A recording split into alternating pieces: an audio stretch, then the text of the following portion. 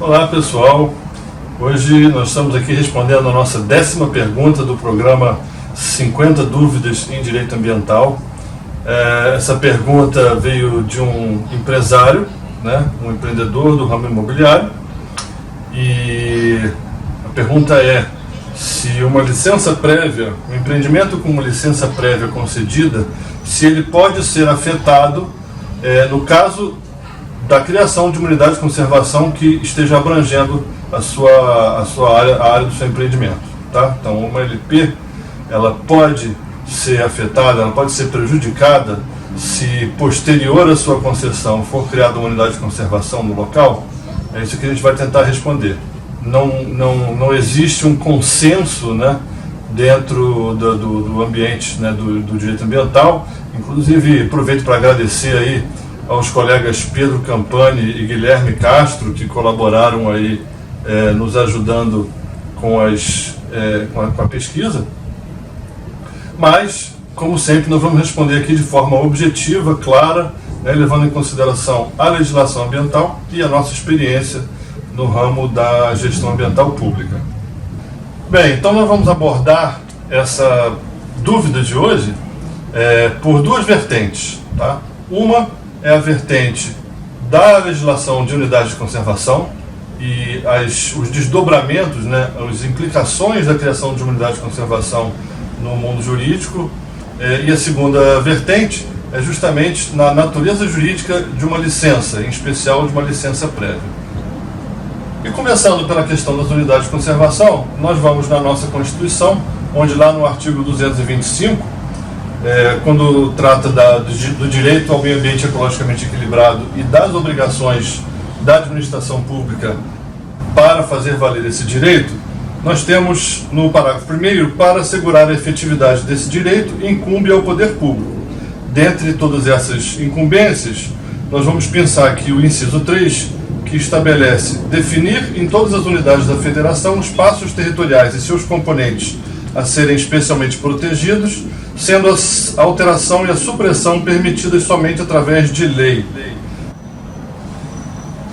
Essa questão das unidades, espaços especialmente protegidos, ele é um gênero do qual nós temos várias espécies, A espécie reserva legal é uma espécie de espaço especialmente protegido, as áreas de preservação permanente, previstas no Código Florestal, e nós temos também as unidades de conservação que estão sistematizadas, que foram instituídas formalmente na lei, através da Lei 9985 de 2000, que é o Sistema Nacional de Unidades de Conservação, também conhecido como o SNUC, que vai disciplinar a criação dessas unidades de conservação e a sua gestão.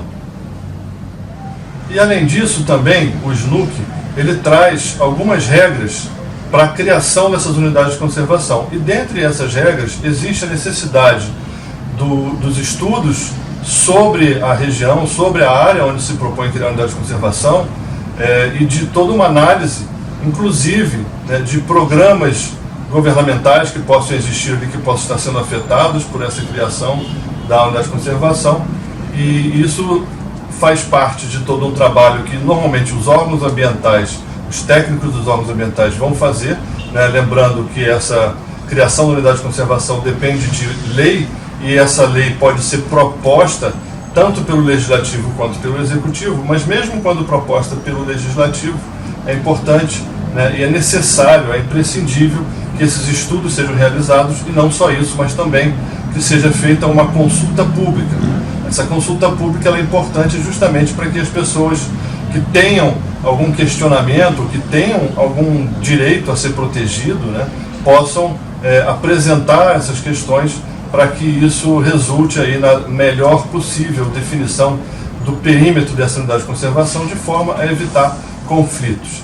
Então isso faz parte do procedimento, isso está previsto inclusive no artigo 22 do SNUC, que fala que as unidades de conservação são criadas por ato do poder público, e no parágrafo 2º, a criação de uma unidade de conservação deve ser precedida de estudos técnicos e de consulta pública que permitam identificar a localização, a dimensão e os limites mais adequados para a unidade, conforme se dispuser em regulamento. Okay? Então isso faz parte do procedimento de criação de uma unidade de conservação e é da maior importância.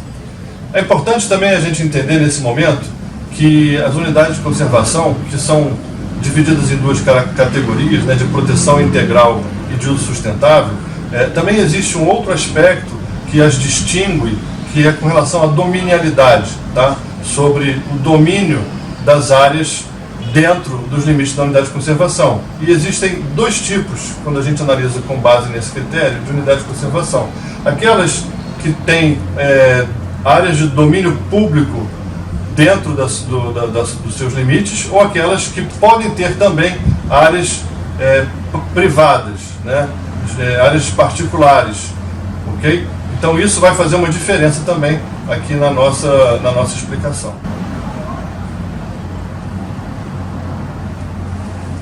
E aí no quadro, né, vocês estão vendo quais os tipos de unidades de conservação são consideradas unidades de conservação de domínio público e quais são as outras que podem ter também dentro delas áreas de domínio particular, propriedades particulares.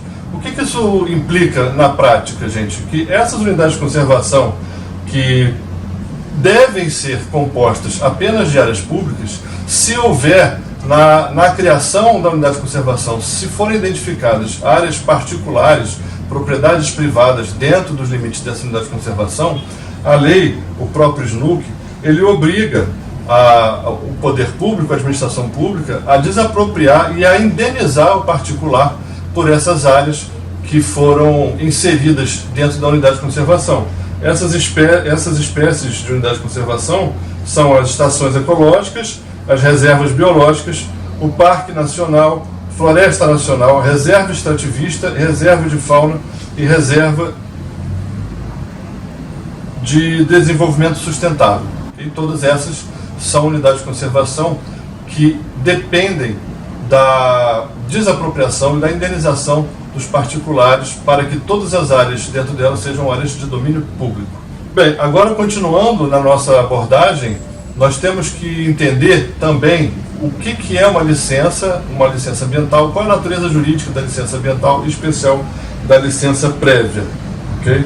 Bom, existe uma grande divergência, né, dentro da doutrina jurídica sobre a natureza jurídica da licença ambiental, que tem certas diferenças com a licença administrativa, do direito administrativo, do modo geral, e uma delas é com relação à sua precariedade. Tá? A licença ambiental, ela tem um caráter vinculativo, ou seja, ela só pode ser concedida se o requerente atender todos os requisitos legais, e em atendendo a administração pública, ela é obrigada a conceder licença, ou seja, não é um ato discricionário, mas um ato vinculado. E a outra característica é de ser um ato precário, né? E aí as divergências dentro da doutrina, há quem diga que a licença ambiental tem a natureza de um ato precário, ou seja, ele pode ser revisto, e há quem diga que a licença ambiental tem a natureza de um ato definitivo, okay? Que garante um direito. Nós entendemos, e estamos falando aqui especialmente da licença prévia, que a licença prévia, ela, ao contrário até dos outros tipos de licença, no procedimento trifásico, né, que tem licença prévia, licença de instalação e de operação, ao contrário da licença de instalação e de operação, a licença prévia, ela meramente atesta, ela é um ato declaratório, mais do que um ato autorizativo, ok? Porque o empreendedor, com uma licença prévia na mão, ele não pode, na prática, realizar nada no terreno. Ele não pode sequer construir um muro em volta do terreno, porque a licença prévia, conforme está estabelecido aí na sua definição pela resolução 237 do CONAMA, a licença prévia é concedida na fase preliminar do planejamento do empreendimento ou atividade, aprovando sua localização e concepção e atestando a viabilidade ambiental e estabelecendo os requisitos básicos e condicionantes a serem atendidos nas próximas fases de sua implementação. A licença prévia, ao contrário das outras duas licenças, ela é uma certidão, ela é mais uma certidão de declaração do que meramente um ato autorizativo da administração pública. Ela simplesmente atesta para o mundo jurídico que aquele empreendimento, aquele projeto, tá, da forma como ele está concebido, ele é possível e viável do ponto de vista ambiental naquela localização. Ok? E a licença prévia, ela tem um prazo de validade. Ela tem um prazo de validade justamente porque, se ela não for transformada em uma licença de instalação, ou melhor, se o empreendedor, após o período de validade da licença prévia, não obter licença de instalação e efetivamente der início ao seu empreendimento, à sua atividade, esse ato declaratório ele pode ser revisto, e daí a sua precariedade no nosso entendimento.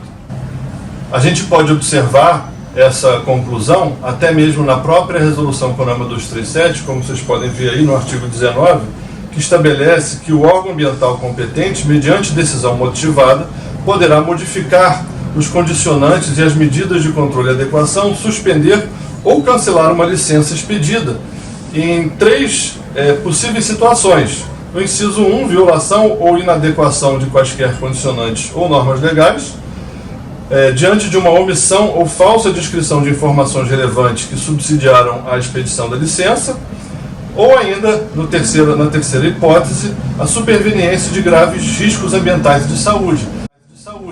E nessa terceira hipótese, nós estamos falando de situações alheias, inclusive, à vontade do próprio empreendedor. Tá? Em tese, se houver uma catástrofe climática, ou um deslizamento de terra, uma enchente, algo que altere as características daquela região, isso pode ser o suficiente para que a administração pública cancele aquela licença, mesmo que o empreendedor não tenha descumprido nenhuma norma. Então é importante a gente entender essa precariedade da licença prévia. Bem, mas o nosso empreendedor aqui no caso concreto, então ele tem uma licença prévia para um empreendimento imobiliário, e ele me pergunta: Marcos, eu estou sabendo que está existindo aí um movimento para a criação de uma unidade de conservação a partir de uma iniciativa do Legislativo, e essa unidade de conservação pode vir a afetar o nosso empreendimento. Tá? E ele me pergunta se ele precisa ficar preocupado, uma vez que ele tem uma licença prévia. Tá? E a minha resposta, e agora a nossa visão aqui no nosso programa, é a seguinte: sim, ele pode vir a ser afetado enquanto ele não tiver iniciado a sua implantação, enquanto ele estiver apenas com uma licença prévia, que no nosso entendimento é um ato precário da administração pública, é apenas uma declaração de viabilidade de um empreendimento. Enquanto isso estiver nessa fase, a criação de uma unidade de conservação que possa criar restrições a esse empreendimento pode sim afetar o seu direito a esse empreendimento. Esse é o nosso entendimento. O que é importante a gente ter em mente, por outro lado, né? Como existe essa obrigação dos estudos, da consulta pública, antes da criação da unidade de conservação, e esse aí, o meu conselho para esse empreendedor, é que ele fique atento e que ele se manifeste desde já para que o legislativo, né, quem quer que seja o deputado que esteja criando essa unidade de conservação, tome conhecimento, e também que o órgão ambiental que estiver responsável por fazer esses estudos, que ele tome conhecimento, se ele já não estiver fazendo isso, porque o certo seria o órgão ambiental levantar todas as licenças concedidas que possam estar inseridas no interior dessa proposta de unidade de conservação e excluir essa área, para justamente eliminar esse conflito.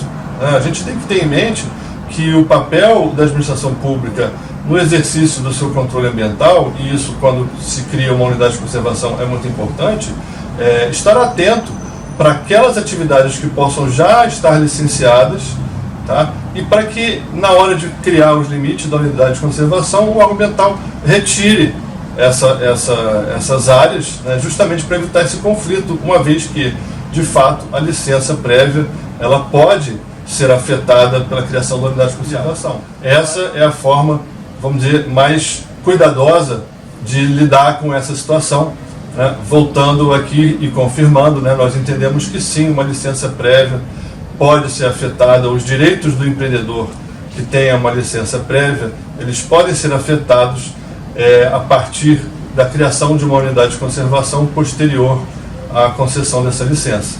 Naturalmente, nós temos que entender que tipo de unidade de conservação que está sendo criado, se é uma unidade de proteção integral, se é uma APA, né? Quanto mais restritiva for a característica dessa unidade de conservação, mais grave será o prejuízo, vamos dizer assim, no empreendimento, no projeto desse empreendedor. Então é muito importante que se preste atenção e que se participe dessa consulta pública. É muito importante esse empreendedor que ele vá na consulta pública, que ele apresente, né, a sua licença e que ele reivindique que no final, quando for criada a unidade de conservação, a sua área seja excluída desse perímetro. É isso, gente. Tema bastante polêmico. Espero que eu tenha respondido de forma clara e objetiva. E para você, empreendedor, para você, consultor, quando se depararem com uma situação dessas, fiquem ligados para que não deixem passar despercebido a criação de uma unidade de conservação que vai afetar o empreendimento seu ou do seu cliente. Muito obrigado a todos. Continuamos aí aguardando as perguntas de vocês pelas nossas redes sociais, pelo nosso endereço de e-mail, marcoslima.ambiental@gmail.com, e fiquem todos bem, preferencialmente em casa, para a gente superar esse momento difícil aí que o nosso país está vivendo. Abraço a todos.